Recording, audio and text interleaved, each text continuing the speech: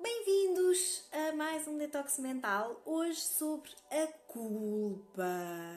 A culpa, aquela emoção que nos arrasta para o fundo do poço, que nos acorrenta a uma pedra e impede que nós caminhemos, que nós andemos para a frente. A culpa. E a culpa, nomeadamente, está muito ligada também à crítica, não é?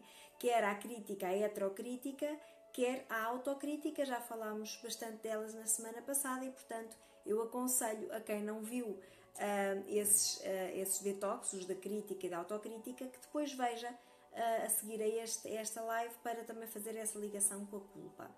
Porquê? Porque a culpa, o sentimento de culpa, ele pode surgir quer autoculpa, eu culpar-me, eu culpabilizar-me por alguma coisa que eu fiz, que eu pensei, ou eu posso culpar outras pessoas, eu posso culpar o outro por aquilo que eu sinto que ele fez mal comigo, sobretudo, não é? Enquanto que na censura, muitas vezes eu posso censurar o outro, mas aquilo não ter algo que ele tenha feito, não tenha feito diretamente, não seja diretamente relacionado comigo. Por exemplo, aqui para distinguir um bocadinho a culpa da censura, que acho que é importante. Por exemplo, se eu vejo uma mulher com uma saia muito curta na rua ou com um decote muito grande, eu posso censurá-la, eu posso achar que ela deveria usar uma roupa diferente, mas eu não estou a culpá-la por nada. Outra coisa diferente é uma estratégia que também acontece na nossa sociedade, é caso essa mulher sofra alguma coisa, uma violação, por exemplo, sofra assédio, por exemplo, eu aí posso culpá-la por essa consequência e dizer que ela, na verdade, foi a culpada por ter sido violada porque tinha a saia curta, porque tinha o decote XPTO.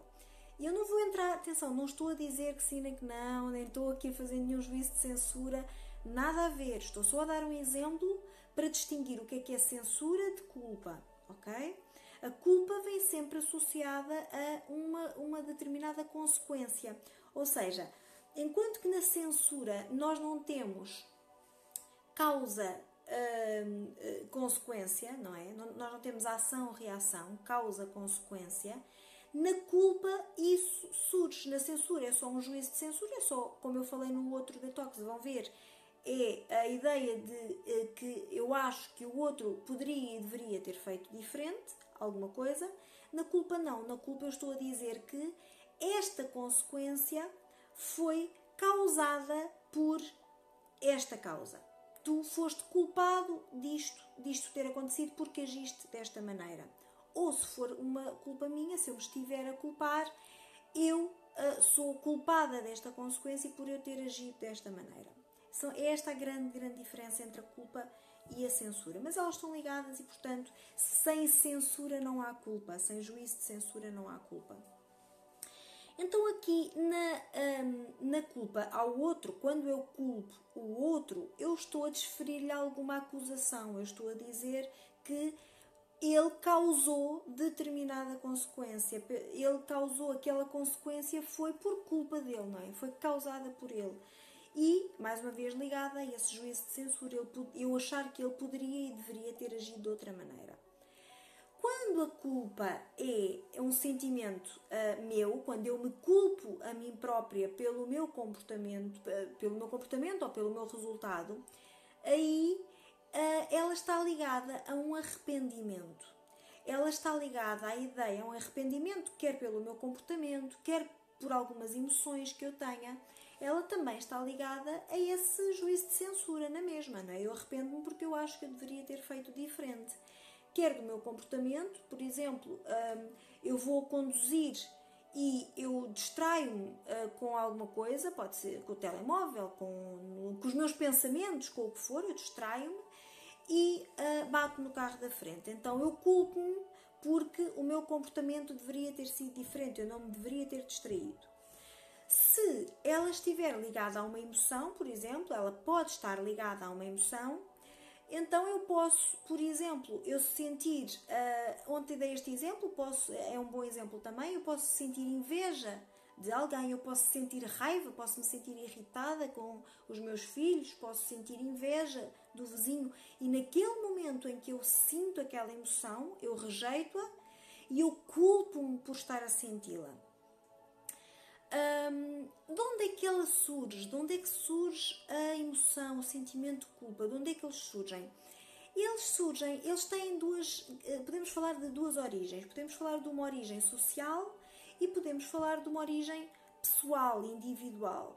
A origem social é uma ideia coletiva, não é? Uma origem coletiva do sentimento de culpa. Vem dos arquétipos, vem de uma ideia, quer da história contada de Adão e Eva, por exemplo, não é? De que a Eva foi culpada por convencer o Adão a comer a maçã e, portanto, ela é que causou todo o sofrimento na Terra. Lá está, ela é que causou a tal ideia de causa.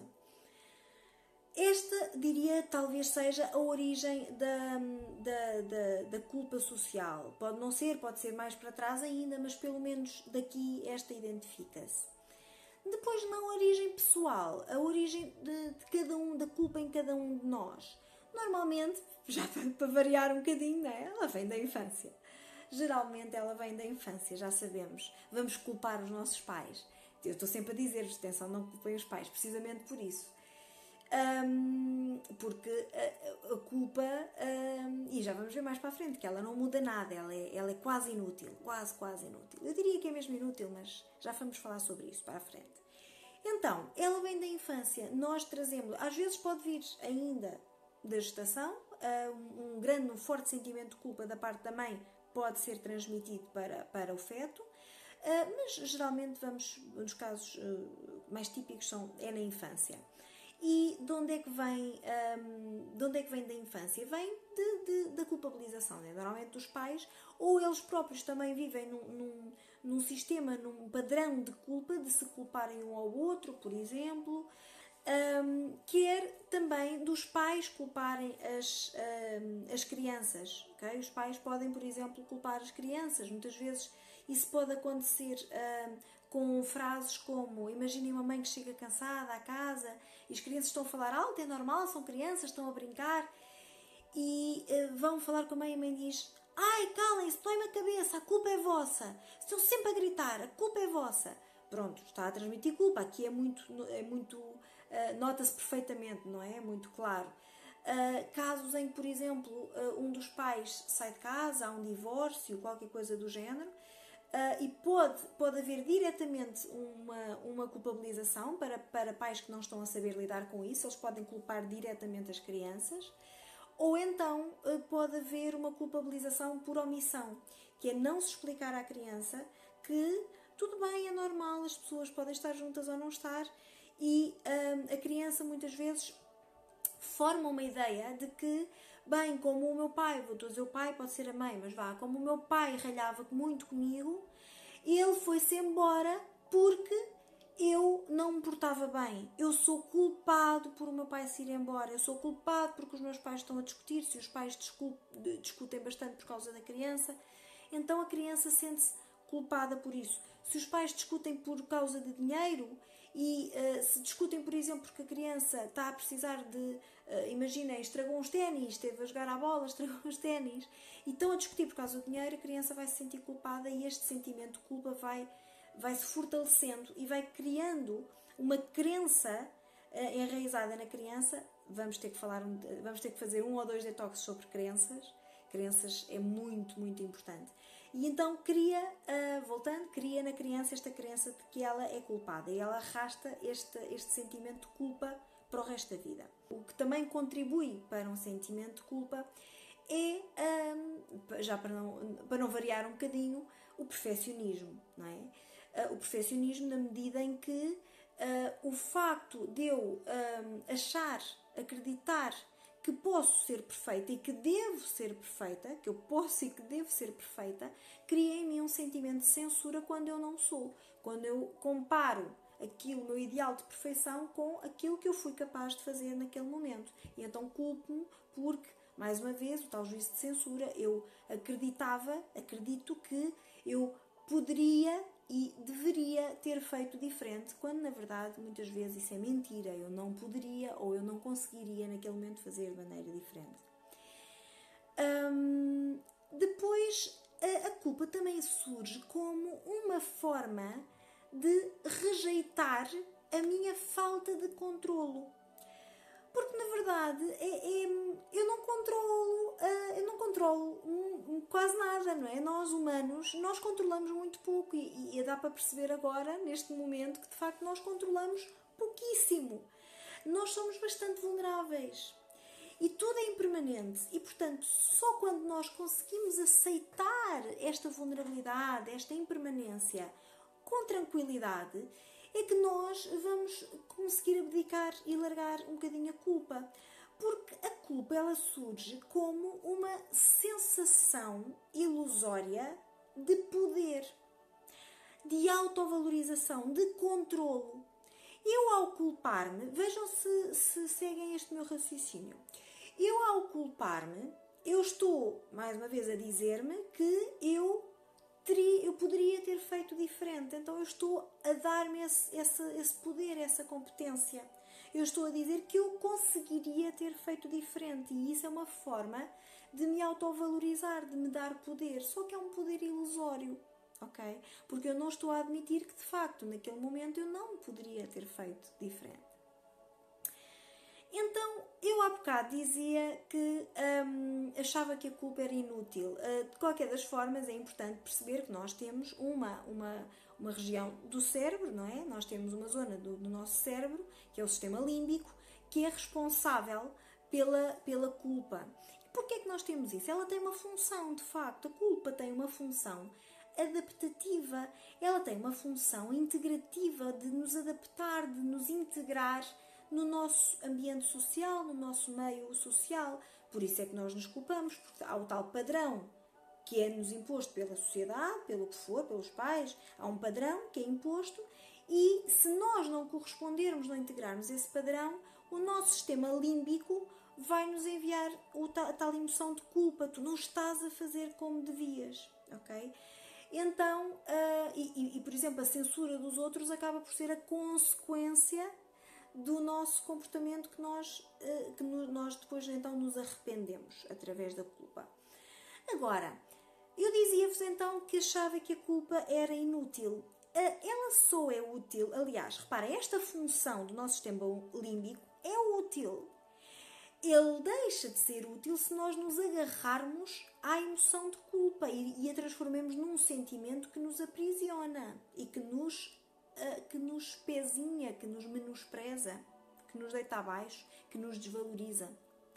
Porque esta tal função adaptativa do sistema límbico, ela serve, tal como a culpa, se ela for encarada não como o devia ter feito de maneira diferente e punir-me porque devia ter feito de maneira diferente, mas se ela for encarada com uma responsabilidade para daqui para o futuro eu então poder fazer diferente. E aí sim, a culpa é útil. Eu digo culpa assim entre aspas porque na verdade para mim isto já não é culpa, é um assumir da responsabilidade. E quando nós assumimos essa responsabilidade, nós transformamos a nossa vida. Porque nós percebemos de facto que houve a tal ligação entre ação, reação, causa e efeito. Que é uma das leis do universo, a lei da causa e efeito. Ok? Eu agi desta maneira, tive este comportamento e tive este efeito, esta consequência. Agora, quando eu faço esta ligação, ao invés de me culpar por no passado eu ter agido desta maneira, esta causa, não vai alterar nada. Só vai alterar se eu no futuro assumir a responsabilidade e perceber o que é que me levou a agir desta maneira para que eu então possa fazer diferente. Porque muito provavelmente eu não podia fazer diferente aqui. Eu não tinha essa consciência. Eu não tinha as ferramentas para fazer diferente. Eu não tinha esse poder para fazer diferente. Portanto, eu vou ser meiga comigo e vou-me perdoar por ter feito daquela forma. Vamos falar também de perdão. Talvez amanhã, acho que é importante falarmos já próximo da culpa. E utilizarmos aquilo que eu fiz para então perceber porque é que eu fiz, para que mais à frente eu faça diferente. E aí sim é o assumir da responsabilidade. essa altera. A culpa não altera nada no futuro, a responsabilidade altera a minha vida daqui para a frente. Então, por exemplo, imaginem, voltando à infância, imaginem a criança que derramou leite, estava a deitar leite ou água, ou o que for, derramou, e a mãe ou o pai que lhe diz: opa, olha para essa porcaria, já entornaste o leite, olha para o que fizeste, és um desastre, és sempre a mesma coisa. O que é que está a fazer? Está a culpá-lo, está a censurá-lo, está a culpá-lo, está a admitir que a criança não que conseguiria fazer diferente, já sabemos que não, fez o melhor que podia, não é? E está a culpá-lo. Mais do que estar a culpá-lo, está a dar um comando que fica gravado como crença na criança de que vai ser assim para sempre, é sempre a mesma coisa. Portanto, a criança vai gravar um comando de que será sempre assim. Diferentemente será a criança ter entornado o leite e, de facto, os pais, muitas vezes, a primeira resposta é: ai, olha o que fizeste, já entornaste, olha para essa porcaria. E logo a seguir, nós tomamos consciência disso, porque percebemos, lá está, a nossa responsabilidade também na educação daquela criança, e nós dizemos imediatamente: mas olha, não tem problema, isso acontece, toda a gente erra, eu também já deixei entornar, vamos limpar os dois. É completamente diferente. Para além disso, estamos também a incutir, não só estamos a deixar de culpabilizar, como também estamos a incutir naquela criança uma responsabilidade, a responsabilidade de ir limpar para fazer diferente no futuro, ok? Pronto, isto as origens da culpa, como é que nós podemos lidar com a culpa daqui para a frente. Com as culpas que nós trazemos do passado. Como sabem, eu gosto sempre também de vos dar uma técnica para lidarem com a culpa que vocês arrastam do passado. O que é que vocês podem fazer? Podem escrever-vos uma carta como se estivessem a escrever para outra pessoa. Às vezes até escrever para outra pessoa. Se a vossa culpa é em relação a outra pessoa, podem fazê-lo. E escrever, a justificar, a explicar o porquê, a perceber o porquê que vocês não conseguiram fazer diferente naquele momento, ok? Perceber exatamente o que é que vos impediu de fazer diferente. Eu não tinha consciência do que estava a fazer, eu nunca pensei que estivesse a magoar-te, eu nunca pensei que aquilo me prejudicasse tanto, eu nunca pensei que tivesse tanta gravidade. Explicarem nessa carta o porquê de terem agido daquela maneira, perceberem que de facto não tinham forma de ter agido de uma maneira diferente, não havia como fazer diferente, porque não tinham ferramentas, não tinham consciência, não tinham ainda o desenvolvimento pessoal, a autoconsciência de fazer de uma forma diferente, e pedir desculpa e dizer que de hoje em diante eu irei fazer diferente, de hoje em diante eu vou dar o meu melhor para fazer diferente. E saber que nem sempre vou conseguir fazer diferente, porque leva tempo, não é? Os hábitos, as mudanças dos nossos hábitos levam tempo, mas eu tomei consciência agora e eu, neste momento, digo que eu vou fazer o que está ao meu alcance para mudar este comportamento, mudar esta estratégia, para ter um resultado diferente no futuro. E aí eu liberto-me da culpa, porque percebo, nessa altura, que é justificável, eu tenho uma justificação para ter feito daquela maneira e então eu não mereço andar a arrastar aquelas correntes da culpa toda a minha vida, porque isso só vai impedir-me, de facto, de fazer diferente para a frente, que é isso que nós queremos, não é? Ok, era isto por hoje. Amanhã vamos falar então de perdão, que é muito importante, o nosso perdão e o perdão aos outros. E conto convosco amanhã. Muito obrigada por estarem aqui comigo, obrigada pelo vosso carinho que foram partilhando aqui ao longo da live, com os gostos e os adoros que mandaram, pelos comentários, e até amanhã. Não percam o próximo Detox, porque nós também não.